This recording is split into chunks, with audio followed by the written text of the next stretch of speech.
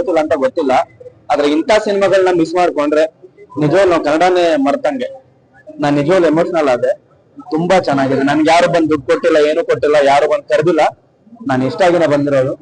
ನಾನು ಮಾತಾಡ್ತಿದ್ರೆ ಎಮೋಷನಲ್ ಆಗ್ತೀನಿ. ನಿಜವಾಗ್ಲೂ ತುಂಬಾ ಚೆನ್ನಾಗಿದೆ ಸರ್, ಸಕ್ಕತ್ತಾಗಿದೆ. ಈ ಸಿನಿಮಾ ಬಗ್ಗೆ ಮಾತಾಡೋದಕ್ಕಿಂತ ಕನ್ನಡ ಸಿನಿಮಾ ನಾನು ಬೆಳೆಸ್ಬೇಕಂದ್ರೆ ದಯವಿಟ್ಟು ಇಂಥ ಸಿನಿಮಾಗಳನ್ನ ಬಂದ್ ನೋಡಿ. ಯಾಕಂದ್ರೆ ನವೀನ್ ಸರ್ ಎಲ್ರಿಗೂ ಗೊತ್ತು, ರೆಕಗ್ನೈಸ್ ಆಗಿರೋರು. ಅವ್ರ ಸಿನಿಮಾಗಳನ್ನಾಗ್ಲಿ ಯಾರನೇ ಸಿನಿಮಾಗಲಿ ಒಂದು ಹೊಸಬ್ರು ಯಾರು ಬರ್ತಿದ್ದಾರೆ ಅಂದ್ರೆ ದಯವಿಟ್ಟು ಅವ್ರಿಗೆ ಪ್ರೋತ್ಸಾಹ ಕೊಡ್ಬೇಕಂತ ಇಂಥ ಸಿನಿಮಾಗಳು ನೋಡ್ಬೇಕು. ಇಂಥ ಸಿನಿಮಾಗಳು ನೋಡ್ಬೇಕು. ಅದೇ ಸರ್ ನನಗೆ ಶಾಕ್ ಆಗಿದ್ದು ಏನಂದ್ರೆ, ಒಬ್ಬ ಮನುಷ್ಯ ತನ್ ಬೆಳಿಬೇಕಂತ ಅನ್ಕೊಂಡಾಗ ಎಷ್ಟು ಡೆಡಿಕೇಟೆಡ್ ಆಗಿರ್ತಾನೆ, ಒಂದ್ ಸಿನಿಮಾಗೋಸ್ಕರ ಏನೇನ್ ಮಾಡ್ತಾನೆ ಅನ್ನೋದು ತುಂಬಾ ಚೆನ್ನಾಗಿದೆ. ಅದ್ರ ಜೊತೆ ಈ ಕತೆನೇ ಹೈಲೈಟ್. ಈ ಸಿನಿಮಾದಲ್ಲಿ ಬಂದ್ರು ಯಾರು ಹೀರೋ ಅಲ್ಲ, ಈ ಸಿನಿಮಾಗೆ ಈ ಕತೆನೇ ಹೀರೋ. ಚೆನ್ನಾಗಿದೆ ಸರ್. ಯಾವಾಗ ನಾರ್ಮಲ್ ಸ್ಟೋರಿ ಬರ್ತಾ ಇದೆ, ಟ್ರಾವೆಲಿಂಗ್ ಸ್ಟೋರಿ ಚೆನ್ನಾಗಿದೆ. ಕಾಮಿಡಿ ಇದೆ, ಚೆನ್ನಾಗಿದೆ. ಸಾಂಗ್ ಚೆನ್ನಾಗಿದೆ. ಸಾಧು ಪಾಪುಲ ತುಂಬಾ ಚೆನ್ನಾಗಿದೆ. ಸ್ಟೋರಿ ಚೆನ್ನಾಗಿದೆ. ಎಮೋಷನಲ್ ಆಗಿದೆ. ತಾಯಿ ಪ್ರೀತಿ ಸಿಗ್ಲಿಲ್ಲ ಅಂದ್ರೆ ಯಾವ ತರ ಇರ್ತಾರೆ ಅನ್ನೋದು ತುಂಬಾ ಚೆನ್ನಾಗಿದೆ ತೋರಿಸಿದ್ದಾರೆ.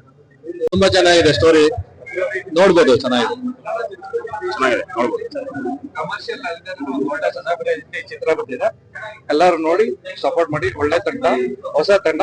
ಇಂಥವ್ರು ಪ್ರೋತ್ಸಾಹ ಮಾಡಿದ್ರೆ ನಮ್ಗೆ ಇನ್ನೂ ಹೊಸ ಹೊಸ ನಿರ್ಮಾಪಕರು ಮುಂದೆ ಬರ್ತಾರೆ. ಸಪೋರ್ಟ್ ಮಾಡಿ. ಚೆನ್ನಾಗಿದೆ. ಫಿಲಂ ನೋಡಿದಾಗ ಏನಂತ ಗೊತ್ತಾಗುತ್ತೆ. ಫಿಲಂ ಕಂಟೆಂಟ್ ಚೆನ್ನಾಗಿದೆ, ಬೇಕಾಗಿದೆ. ತುಂಬಾ ಚೆನ್ನಾಗಿದೆ, ಚೆನ್ನಾಗಿ ಮಾಡಿದ್ದಾರೆ. ನವೀನ್ ತುಂಬಾ ಚೆನ್ನಾಗಿ ಮಾಡಿದ್ದಾರೆ. ಈ ಕಾಲಕ್ಕೆ ಏನ್ ಸ್ಟೋರಿ ಬೇಕು, ಫ್ಯಾಮಿಲಿ ಒಳ್ಳೆ ಸ್ಟೋರಿ ಇದೆ. ಸೂಪರ್ ಆಗಿದೆ sir film. But city life ಅಲ್ಲಿ ಹೇಗೆ ಫ್ರಸ್ಟ್ರೇಟ್ ಆಗಿರ್ತಾರೆ, ಮತ್ತೆ ಅವ್ರ ಅಮ್ಮನ ಹುಡಿಕೊಂಡು ಹೋಗೋದು ಎಲ್ಲ ಸೂಪರ್ ಆಗಿದೆ. ಹಾ ಸರ್, ಸೂಪರ್.